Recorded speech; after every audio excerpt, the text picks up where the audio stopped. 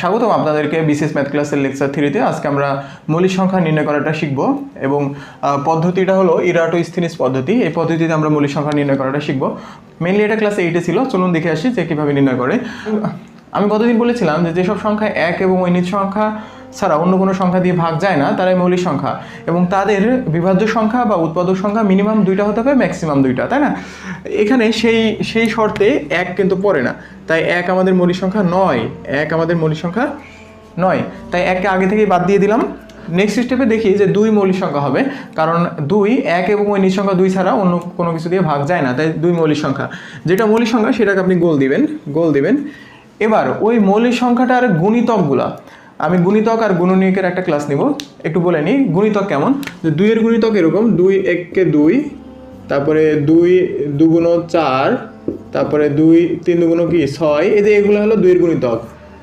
2 কে 2, 2 গুণ 4, 3 গুণ 6, তাহলে 2 4 6 8 এরকম চলতে থাকবে। এগুলো হলো 2 এর গুণিতক। আমি যখন 2কে মৌলিক সংখ্যা হিসেবে নিব, বিবেচনা করব, তারপরে 2 এর যে গুণিতক আছে সেই গুণিতকগুলো কেটে দিবেন। অর্থাৎ ওই গুণিতকগুলো কখনোই মৌলিক সংখ্যা হবে না, কারণ সেগুলো 2কে দিয়ে ভাগ যাবে, 2 দিয়ে ভাগ যাবে। আর যেগুলো ভাগ যায় সেগুলো তো আর মৌলিক সংখ্যা হয় না, তাই আপনি 2 এর গুণিতকগুলো কেটে দিবেন। তাহলে 2 এর গুণিতক কি? 2 2 গুণ 4, এটা কেটে দিলাম। তারপরে 6 8 10 12 14 16 18 20 22 24 26 28 30। এই যেগুলো কেটে দিলাম এগুলা কোনোটাই মৌলিক সংখ্যা নয়, তাই কেটে দিলাম। এবার 2 এর পরে চলুন 3 কিন্তু মৌলিক সংখ্যা, কারণ 3 এক এবং ওই নিজ সংখ্যা 3 ছাড়া অন্য কোনো কিছু দিয়ে ভাগ যায় না।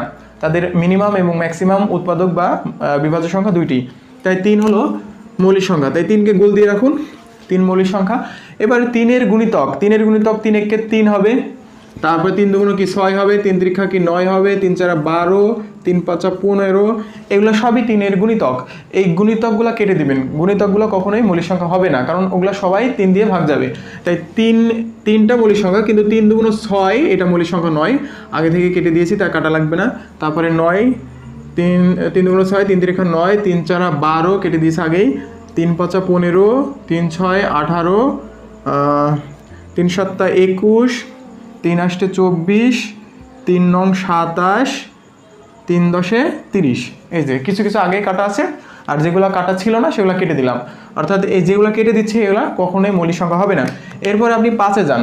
5 এক এবং 5 ছাড়া অন্য সংখ্যা দিয়ে ভাগ যায় না, তাই 5 মৌলিক সংখ্যা। তাই 5কে আমি মৌলিক সংখ্যা হিসেবে গোল দিয়ে রাখলাম।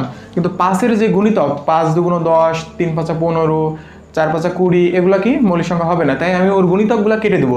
গুণিতক 5 2 গুণ 10 কেটে দিন, তারপরে 3 5 15 কেটে দিলাম, তারপরে 4 5 20, ওকে, তারপরে 5 5 25 কেটে দিলাম, 5 6 30 কেটে দিলাম।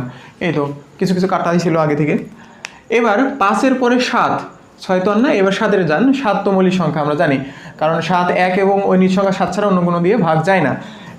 এই যে 2 3 5 7, এটা হলো 0 থেকে 10 পর্যন্ত মৌলিক সংখ্যা ছিল, তাই এই 7ও মৌলিক সংখ্যা। এই 7কে আমি গোল দিয়ে রাখলাম। এবার 7-এর যে গুণিতক সেই গুণিতকগুলো কেটে দিন, তারা মৌলিক সংখ্যা কখনোই হবে না।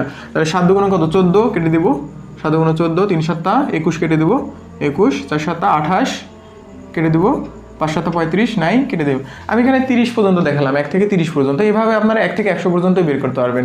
হ্যাঁ, আমি এইভাবে দেখালাম, শেখালাম, আপনারা নিজেরা হোমওয়ার্ক করে নেবেন। তাহলে দেখি যে এই 7 পর্যন্তই আমাদের কাজ শেষ। আমি 2 3 5 7 নেওয়ার পর 7-এর গুণিতক পর্যন্ত যাবো, একদম 100 পর্যন্ত কাটতে থাকবো। 7-এর পরে আর যাওয়া লাগবে না। এই যে 11 বাকি আছে, 11 আর যাওয়া লাগবে না। আপনি 7-এর গুণিতকগুলো কাটতে একদম 100 পর্যন্ত কেটে ফেলবেন, দিয়ে 7-এর পরে আর এই কাজ আর করা লাগবে না। 7-এর গুণিতক কাটার পরে আপনি স্টপ হয়ে যাবেন। এরপরে দেখবেন কোনগুলো কাটা পড়েনি। যারা কাটা পড়বে না তারাই মৌলিক সংখ্যা। এখন দেখুন কারা কাটা পড়েনি। এখানে 2 পড়েনি, 2 লিখলাম, 3 পড়েনি, 3 লিখলাম, 5 পড়েনি, 5 লিখলাম, 7 পড়েনি, 7 লিখলাম, অর্থাৎ এরা মৌলিক সংখ্যা। এবার 7-এর পরে দেখুন 11 কাটা পড়েনি, তারপর 13 17 কাটা পড়েনি, 17, আবার কি 19, এরা কাটা পড়েনি। ঠিক আছে, অর্থাৎ এরা মৌলিক সংখ্যা। এবার আর কি কাটা পড়েনি? 23 29, এই যে 23 29, ঠিক আছে।